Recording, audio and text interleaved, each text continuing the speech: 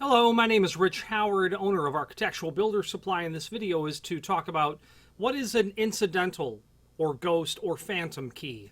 The proper term is incidental, but you will hear the term ghost key or phantom key used. But what we're really talking about is an incidental key. There is a link to the side of this video to the List Council, who is a organization of those individuals that are utterly expert and the sharpest minds in the locksmithing community as it pertains to the establishment of agreed upon terms and their definitions. So the List Council is a group of people that have current members, prior members, and they get together and they talk about how to define a specific term. And they do that for all terms as it pertains to the greater world of locksmithing. That link to the List Council dictionary is freely available for all to use and review. And I would recommend, if you are pursuing any sort of education in locksmithing, that one of the very first things that you do is read that document several times. I have read it, I have let it play in the background with text to speech, I have internalized it, I have taken those definitions and made myself familiar with a term when it was new to me. And the term incidental at some point was certainly new to me as well. The List Council definition for incidental key, at least in the current document, is on about the 45th page of the document. As a noun, a key cut to an unplanned shear line created when the cylinder is combinated to the top master key and a change key. Okay, so incidental and unplanned shear line is important. You can come up with a master key, a section master, a row master, a block master, a page master that will kind of do the same work in that it's a key that will operate a series of cylinders that borrow biddings from the TMK and from the change key. But that's a different subject altogether. So what is an incidental key? What is also known as ghost or phantom key? And it is very easily described by the following question. The question is, if I have a 5-pin or a 6-pin or a 7-pin or a 4-pin, whatever pin cylinder, let's just say a 5-pin, because that's the definition that comes up. That's the example that comes up in like locksmithing 101 type classes. The instructor says I've got a master key and I've got a change key, and I've master keyed that cylinder so that the change and the master work it. How many keys work that cylinder? It's a 5-pin system.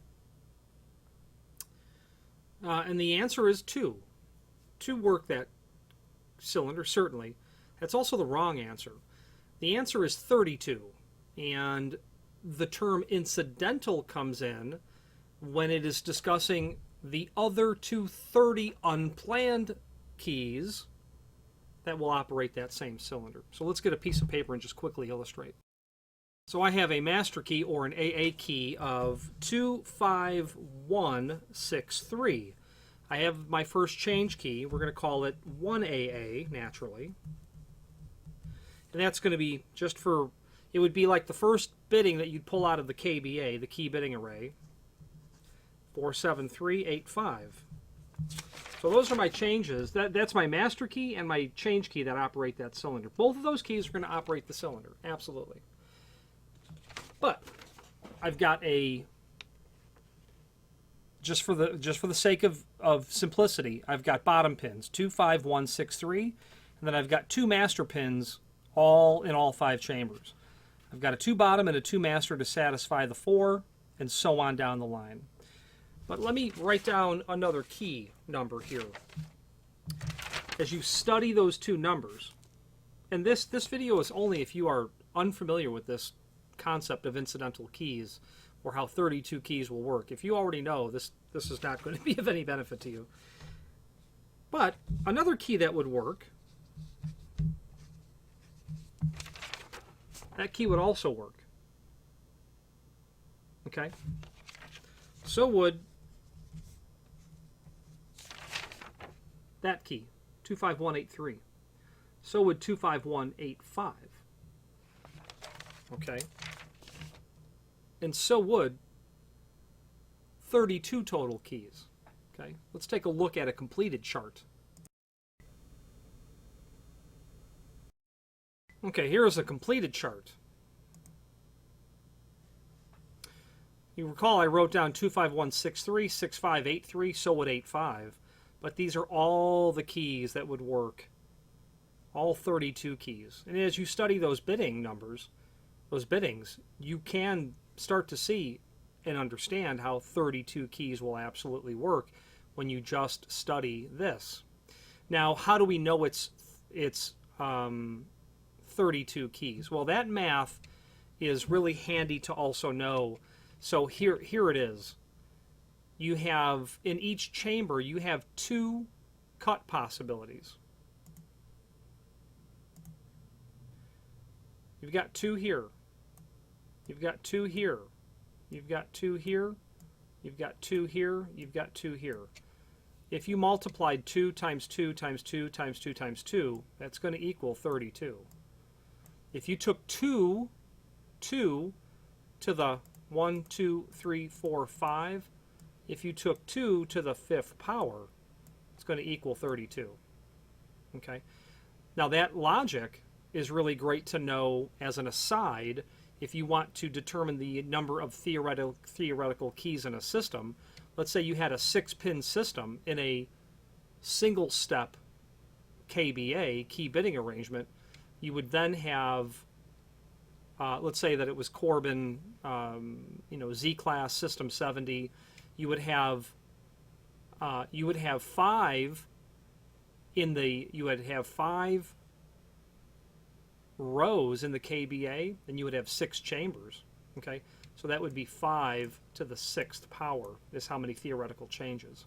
So it's how many are this way, and that's the exponent. Okay. Anyway, that's how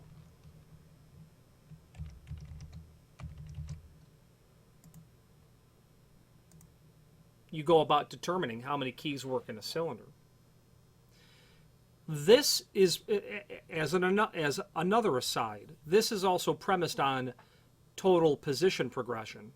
If you're using an RCM or a rotating constant method to derive your change keys, that has the ability, as long as your expansion specification is met, meaning how many keys you need to yield out of your system, to drastically reduce the number of incidentals, because the rotating constant method talks about using the TMK, the top theoretical master key, or the top master key, in the key bidding array, which will drastically reduce the amount of incidentals. If we did not have 2 here, that number would be 1. 1 times 2 times 2 times 2 times 2 would be 16. In rotating constant, if we held 1 position and progressed 4, we would cut the amount of incidentals in half. So on and so on. Very different conversation. That link to the list console dictionary is on the side of this video, as is that image. And if there are any questions on incidental keys or how they work or why they work, etc., I'd be happy to help if I can. I'm not an expert on this sort of material. There are absolute experts that have written the authoritative works on all of these subject matters, and would encourage you to research that material.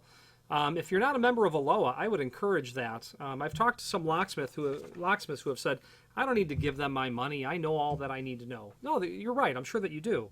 And you probably continue training, and you are exceptional at what you do. But what ALOA does give you is something that being rogue doesn't. By the time you're seeing this video, I have completed a article on Master Ring. Mr. Trumpy was an instructor of a forensics class I sat in. Because of ALOA, and having taken his class, that door is open for me to be able to network and communicate with a gentleman who is absolutely expert in the field of what he works on. Jerome Andrews has written a book on master keying, and it is, in my opinion, and no disrespect to any of these other authors, the greatest single work when it comes to master keying, just because of how phenomenal it is. G.L. Finch has written authoritative works. His book 3 on interchangeable core and Corbin master ring is irreplaceable. This gentleman is a stalwart, I should say, worked for the Schlage company.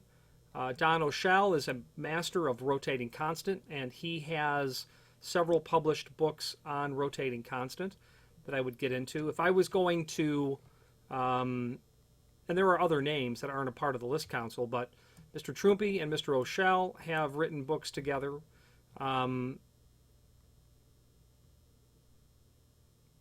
own a book by Mr. Finch and Mr. Andrews, irreplaceable works. The point of why would I need to give them my money? Well, I was able to send something to Mr. Trumpy, which I needed to have reviewed before I put it to publication, so I didn't put my foot in my mouth, and to being able to communicate with people that are, the godfathers, so to speak, of the science of master keying is something that you just can't get otherwise. Anyway, that's my commercial for Aloha. I'm a firm believer in it, obviously. Let's finish up this video. Now, while in my experience, incidental master keys or ghost or phantom keys aren't really a problem, but you need to be aware of them and to make sure that your client is being served appropriately based on how the cylinder is actually pinned. To the person in the know, to someone with knowledge, they would be able to exploit that information.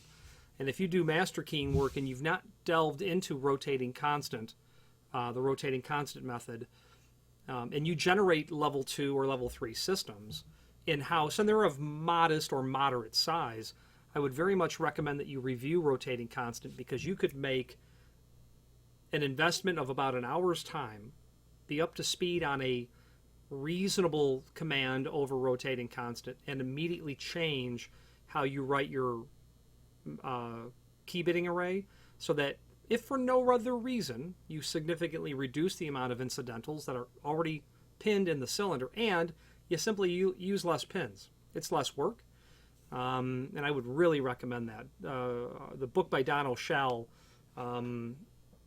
there's a book that I own of his on rotating constant. Mr. Trumpy and Mr. O'Shell wrote a master keying book that touches on the subjects, but Jerome Andrews that was the most fun I have had of reading a book on master keying. William Link is another Aloha instructor. He's not listed here at all. He has works and has a very fun approach to talking about small format and high security cylinders as well, large format, small format. His books are worthwhile as well. Robert Sivking is a gentleman who's written several books, and I used his book on wafer tumbler locks as the source that I used to study when studying for the Certified Registered Locksmith exam. Anyway, any questions on incidental keys, ghost or phantom keys, please feel free to reach out. And thank you very much for watching this video.